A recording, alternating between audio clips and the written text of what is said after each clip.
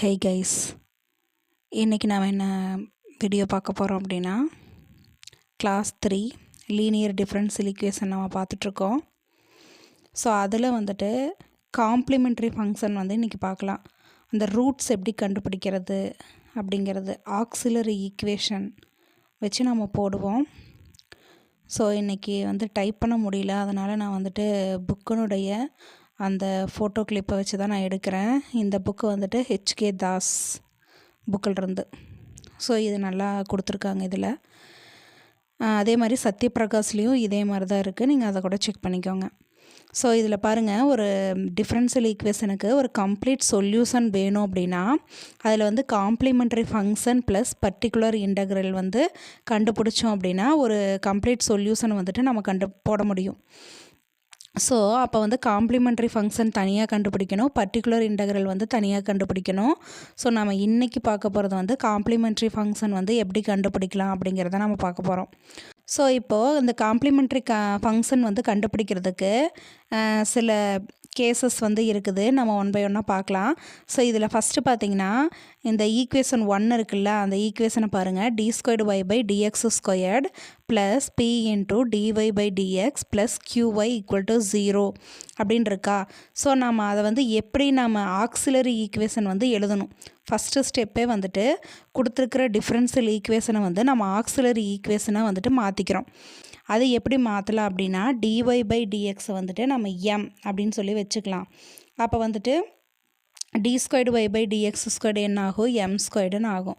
So அப்போது இந்த equation 1 நம்ம எந்த மாதிரி எழுதிக்கிறோம் அப்படின்னா m² plus pm plus q = 0.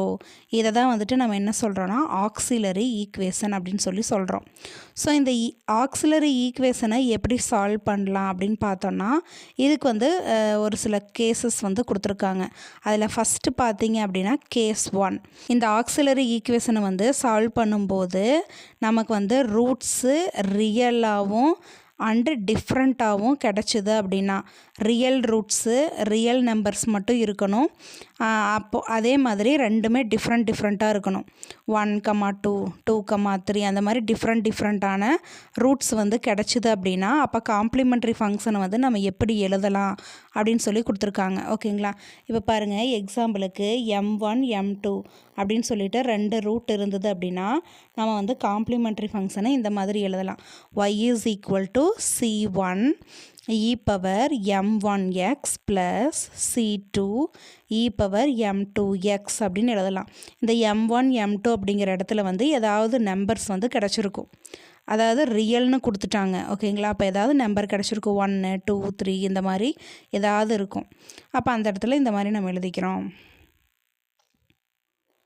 Next case பாருங்கள். நெக்ஸ்ட்டு பார்த்தீங்க அப்படின்னா ரூட்ஸ் ரியலாக இருக்குது, ஆனால் ரெண்டுமே ஈக்குவல்னு கொடுத்துட்டாங்கன்னு வைங்க. ரெண்டுமே ஈக்குவலாக கிடச்சிருச்சு. 3, 4, 4 அந்த மாதிரி ரெண்டுமே கிடச்சிருச்சு. ரெண்டுமே ஈக்குவலாக கிடச்சிருச்சு அப்படிங்கும்போது நாம் காம்ப்ளிமெண்ட்ரி ஃபங்க்ஷனை எப்படி எழுதலாம் அப்படின்னு பார்த்தோன்னா y = c1 ப்ளஸ் c2 அப்படின்னு சொல்லிட்டு நம்ம எழுதிட்டு c1 ப்ளஸ் c2x அப்படின்னு எழுதிட்டு காமனாக அந்த 1 தானே. இப்போ 3, 3 அப்படின்னம்னா e⁻3x அப்படின்னு போட்டுக்கணும். ஓகேங்களா. அந்த ரெண்டுக்குமே காமன் அப்படின்னு சொல்லி அர்த்தம். இது புரிஞ்சிருக்கும்னு நினைக்கிறேன். பாருங்க, எக்ஸாம்பிள் 6ன்னு கொடுத்துருக்காங்கல்ல, அதில் பாருங்கள் d²y/dx² -8 dy/dx plus 15y = 0. So அப்போது இதை எப்படி எழுதிக்கலாம், நம்ம d² -8d ப்ளஸ் 15 × y = 0ன்னு எழுதலாமா. இந்த இடத்துல ஆக்சிலரி ஈக்குவேஷன் எழுதும்போது எப்படி மாற்றிக்கிறோம், m² -8m ப்ளஸ் 15 = 0ன்னு போட்டுக்கிறோம். ஸோ அப்போ இது அப்படியே அந்த ஃபேக்டரைசேஷன் அந்த மெத்தடில் போடுங்க. ஸோ அப்போ எப்படி போடுவீங்க, இதில் நம்ம டைரெக்டாக போடணும் அப்படின்னா மேலே பார்த்தீங்க அப்படின்னா 15 போட்டுக்குவீங்க. கீழே நம்ம சென்டரில் இருக்கிறத போட்டுக்குவோம், -8ன்னு போட்டுப்போம். அப்போ வந்துட்டு நம்ம மல்டிப்ளை பண்ணுறோம். அப்போ மேலே வந்து மல்டிப்ளை பண்ணால் 15 வந்துடணும், கீழே வந்து ஆட் பண்ணாவோ சப்ட்ராக்ட் பண்ணாவோ நமக்கு வந்து 8 வந்துடணும்.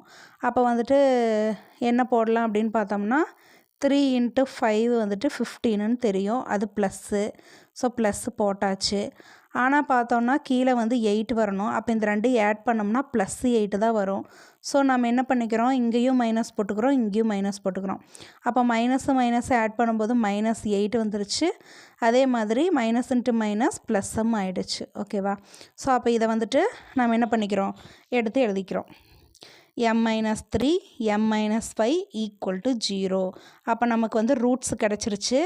m = 3,5ன்னு கிடச்சிருச்சு. இது வந்து ரியல் தான். கேஸ் 1 படி இருக்குது பாருங்கள், ரியலு. அதே மாதிரி டிஃப்ரெண்ட்டாக இருக்குது. ஓகேங்களா? அப்போ நாம் இதை வந்துட்டு ஈஸியாக நம்ம அந்த காம்ப்ளிமெண்ட்ரி ஃபங்க்ஷன் யூஸ் பண்ணி நம்ம வந்து எழுதிக்க முடியும். ஸோ இதை வந்து நம்ம எப்படி எழுதிக்கலாம், நமக்கு தேவையான சொல்யூஷன் வந்து கிடச்சிருச்சு. y is equal to c1 e power 3x plus c2 e power 5x அப்படின்னு சொல்லிட்டு நமக்கு தேவையான சொல்யூஷன் வந்து நம்ம எழுதிட்டோம். நெக்ஸ்ட் ப்ராப்ளம் பாருங்கள். d squared y by dx squared minus 6 dy by dx plus 9y equal to 0 எழுதிக்கலாம் அப்படின்னு பார்த்தோன்னா d squared minus 6d plus 9 into y equal to 0. So அப்போ இதில் வந்து நம்ம என்ன பண்ணிக்கிறோம், ஆக்சிலரி சொல்யூஷனுக்கு வந்துட்டு m² minus 6m plus 9 equal to 0 அப்படின்னு சொல்லிட்டு நம்ம எழுதிக்கிறோம். ஸோ இதில் வந்துட்டு நான் அதே மாதிரி தான் காரணிப்படுத்துக முறையில் நம்ம வந்து போடுறோம். ஸோ அப்படி போடும்போது நம்ம என்ன பண்ணுவோம், மேலே வந்து 9ன்னு போட்டுக்குவோம், அதே மாதிரி கீழே வந்து -6ன்னு போடுவோம். அப்போ வந்துட்டு 3 × 3 9ன்னு சொல்லி போடுவோம். கீழே வந்து -6 இருக்கிறதுனால நம்ம என்ன பண்ணிக்கிறோம், ரெண்டு பக்கமும் மைனஸ் போட்டுக்கிறோம். அப்போ நமக்கு என்ன கிடைக்கும், m-3 × m-3ன்னு கிடைக்கும். ஸோ அதை வந்து m-3 the whole squared equal to 0ன்னு கூட எழுதிக்கலாம். அல்லது m is equal to 3,3ன்னு கிடச்சிருச்சு. இது வந்து எப்படி இருக்குது, கேஸ் 2ல் பார்த்த மாதிரி ஈக்குவலாக இருக்கா? ஸோ அப்போ வந்து என்ன கிடச்சிருது நமக்கு, m is equal to 3,3ன்னு இருக்குது. அப்போ நம்ம இதை எப்படி எழுதலாம் அப்படின்னு பார்த்தோன்னா y is equal to c1 plus c2x into e power 3x அப்படின்னு சொல்லிட்டு நம்ம போட்டுக்கலாம். ஸோ நெக்ஸ்ட் கொஸ்டின் பாருங்கள். the general solution of differential equation d power 5 into y divided by dx power 5 minus d cube y divided by dx cube equal to 0 is given by. அதே மாதிரி தான் நம்ம வந்து எப்படி எழுதிக்குவோம், d power 5 y minus d cube y equal to 0ன்னு எழுதலாமா? இதில் y ரெண்டையும் காமனாக எடுத்துக்கோங்க. அப்போ வந்து d power 5 minus d cube into y equal to 0ன்னு கிடைக்குமா? ஸோ இதில் என்ன பண்ணிக்கிறோன்னா d cube வெளியே எடுத்துருங்க. அப்போ d cube வெளியே எடுத்தோன்னா நமக்கு உள்ளே வந்து எப்படி d power 5ல் மீதி என்ன இருக்குது, d² இருக்குது. அதே மாதிரி மைனஸ் d cube வெளியே எடுத்துட்டோம், அதனால் அங்கே 1 போட்டுக்கோங்க, into y equal to 0. So இது அப்படியே ஆக்சிலரி ஈக்குவேஷனாக மாற்றிடுங்க. m³ into m² - 1 equal to 0ன்னு நமக்கு கிடைக்குமா? ஸோ இதிலிருந்து நம்ம வந்து ரூட்ஸ் கண்டுபிடிக்க முடியும். போட்டிருக்காங்க பாருங்கள், m is equal to 0, 0, 0, 1 -1 சரியா? க்யூபுக்கு அதே மாதிரி ஸ்கொயர்டுக்கு போடும்போது 1 - 1 போட்டிருக்காங்க. இதை அப்படியே நம்ம வந்து காம்ப்ளிமெண்ட்ரி ஃபங்க்ஷனாக எழுதும்போது எப்படி எழுதலாம்? ஸோ இது வந்து ஃபஸ்ட்டு 3 வந்து பார்த்திங்கன்னா ஈக்குவலாக இருக்கா? அப்போ வந்து ஈக்குவலாக இருக்கும்போது செகண்ட் கேஸ் என்ன போடுவோம், ஈக்குவலாக இருந்ததுன்னா c1 + c2xன்னு போட்டுட்டு e பவர் m1xன்னு போட்டோம். அந்த m1ல் 0 இருக்கிறதுனால e பவர் 0 வந்து என்ன ஆகிடும், நமக்கு 1ன்னு ஆகிடும். அதனால தான் இந்த சொல்யூஷன் பார்த்திங்க அப்படின்னா இதில் வந்து அந்த ஃபஸ்ட்டு 0, 0, 0க்கு வந்து என்ன போட்டிருக்காங்க, c1 + c2x, மூணாவதாக போடும்போது c3x² வரும். பக்கத்தில் வந்து எதுவுமே போடல, ஏன்னா e பவர் 0 வந்து 1ன்னு ஆகிடும். நெக்ஸ்ட்டுக்கு போட்டிருக்கிறது வந்து 1,1க்கு போட்டிருக்காங்க. அந்த ரெண்டும் வந்து ரியல் ரூட்ஸு, ஆனால் டிஃப்ரெண்ட்டு. அப்போ c3 e power x, e power 1xன்னு அர்த்தம், plus C5 e power -x -1x அப்போ -xன்னு போட்டிருக்காங்க. ஸோ நெக்ஸ்ட்டு ஒன் பார்த்திங்க அப்படின்னா ரூட்ஸ் வந்து இமேஜினரியாக இருந்தது அப்படின்னா ஐ வச்சு வர்றது தானே இமேஜினரி நம்ம சொல்லுவோம். ஸோ அப்போ அந்த ரூட்ஸ் வந்து alpha plus or minus I beta அப்படின்னு சொல்லி இருந்தது அப்படின்னா a+ib அந்த மாதிரி ஃபார்மேட்டில் இருந்ததுன்னா அந்த சொல்யூஷன் வந்து எப்படி எழுதலாம் அப்படின்னு பார்த்தோம்னா இந்த மாதிரி எழுதலாம். y is equal to c1 e power alpha plus i beta எக்ஸ்ன்னு சொல்லி எழுதலாம், plus c2 e power alpha minus ஐ பீட்டா இன்ட்டு எக்ஸ்ன்னு சொல்லி எழுதலாம். அதையும் இன்னும் விரிவுபடுத்தி எழுதியிருக்காங்க. e பவர் ஆல்ஃபா எக்ஸை வந்துட்டு பொதுவாக வெளியே எடுத்துக்கிட்டாங்க. ஓகேவா? அப்போ உள்ளே வந்து என்ன இருக்கும், c1 e power i beta x plus c2 e power minus I beta எக்ஸ்ன்னு இருக்குமா. நெக்ஸ்ட்டு என்ன பண்ணியிருக்காங்கன்னா ஸோ அப்போ வந்து என்ன கிடைக்குது அப்படின்னா இ பவர் ஆல்ஃபா எக்ஸை வெளியே வச்சிட்டிங்க அப்படின்னா c1 அப்படியே வச்சுக்கோங்க. e பவர் ஐ பீட்டா எக்ஸை எப்படி எழுதலான்னா காஸ் பீட்டா எக்ஸு ப்ளஸ் ஐ சைன் பீட்டா எக்ஸ்ன்னு எழுதலாம், plus c2 e power minus ஐ பீட்டா எக்ஸை எப்படி எழுதலாம், காஸ் பீட்டா எக்ஸு மைனஸ் ஐ சைன் பீட்டா எக்ஸ்ன்னு எழுதலாம். நெக்ஸ்ட்டு ஸ்டெப்பு பார்த்திங்க அப்படின்னா ரெண்டு டேர்மில் இருக்கிற c1 ப்ளஸ் c2 இருக்குல்ல அதெல்லாம் ஒன்றா கொண்டு வந்துடுறோம். ஓகேவா? ரெண்டுலேயுமே வந்துட்டு c1 ப்ளஸ் c2 எல்லாம் ஒன்றா போட்டிருக்காங்க. நீங்கள் வேணால் தனி ஸ்டெப்பில் கூட போட்டுக்கோங்க. இப்போ ஆல்ஃபா எக்ஸை வெளியே அப்படியே தான் இருக்கா, c1 ப்ளஸ் c2 ரெண்டையும் ஒன்றா கொண்டு வந்துட்டாங்க. அதே மாதிரி காஸ் பீட்டா எக்ஸ் வந்து ரெண்டும் சேமாக இருக்குது. அப்போ அதிலிருந்து காமனாக ஒன்றா வெளியே எடுத்தாச்சு. ஓகேவா? நெக்ஸ்ட்டு பார்த்திங்கன்னா ப்ளஸ் ஐ, அடுத்தது வந்து சைன் பீட்டாவுக்கு போகிறாங்க. அப்போ வந்து c1 மைனஸ் இருக்கா, சைன் ரெண்டாவது டேர்மில் வந்துட்டு மைனஸ் இருக்குது. அப்போ வந்து c1 minus c2 into sine beta எக்ஸ்ன்னு சொல்லிட்டு பொதுவாக எடுத்து எழுதிட்டாங்க. நெக்ஸ்ட்டு c1 ப்ளஸ் c2 வந்துட்டு a அப்படின்னு சொல்லிட்டு காமனாக வச்சுக்கிட்டாங்க. அடுத்தது c1 மைனஸ் c2 வந்துட்டு பீட்டா, c1 மைனஸ் c2 வந்து பின்னு சொல்லி வச்சுக்கிட்டாங்க. அப்போ e power alpha x a cos beta x plus b sine beta எக்ஸ்ன்னு கிடச்சிருச்சு.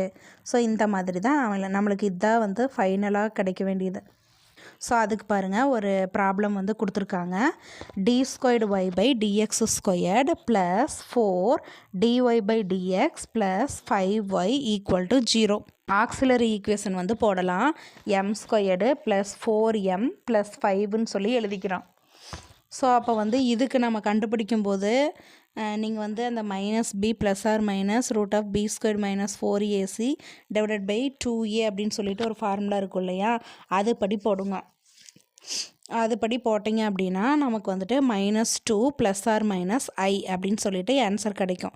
ஸோ அப்போ அந்த -2 ப்ளஸ் ஆர் மைனஸ் ஐயை வந்துட்டு நம்ம எப்படி எழுதிக்குவோம், அதில் -2ன்னு இருக்குது இல்லையா, அதுதான் வந்துட்டு ஆல்ஃபா. ஓகேவா? அடுத்தது plus or minus I beta அப்படின்னு தான் நம்ம எழுதணும். ஸோ அப்போ ஐ பீட்டாங்கிறது 1ன்னு அர்த்தம். ஸோ மேலே பார்த்தா அந்த காம்ப்ளிமெண்ட்ரி சொல்யூஷனில் வந்துட்டு நம்ம கொண்டு போய் அப்ளை பண்ணலாம். அப்போ வந்து என்ன கிடைக்கும், y is equal to e power -2xன்னு வந்துடுமா, ஆல்ஃபாக்கு பதிலாக -2 போட்டுக்கிட்டோம். அதுக்கப்புறம் a cos x plus b sine beta எக்ஸா, பீட்டா வந்து இங்கே 1, அப்போ சைன் எக்ஸ்ன்னு வந்துருச்சு. ஓகே, இதோட வந்து போதும், இதோட முடிச்சுக்கலாம்.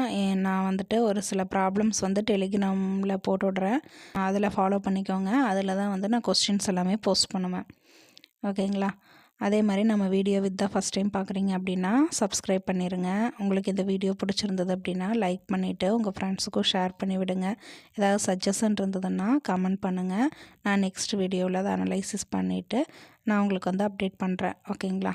தேங்க்யூ, தேங்க்ஸ் ஃபார் வாட்சிங்.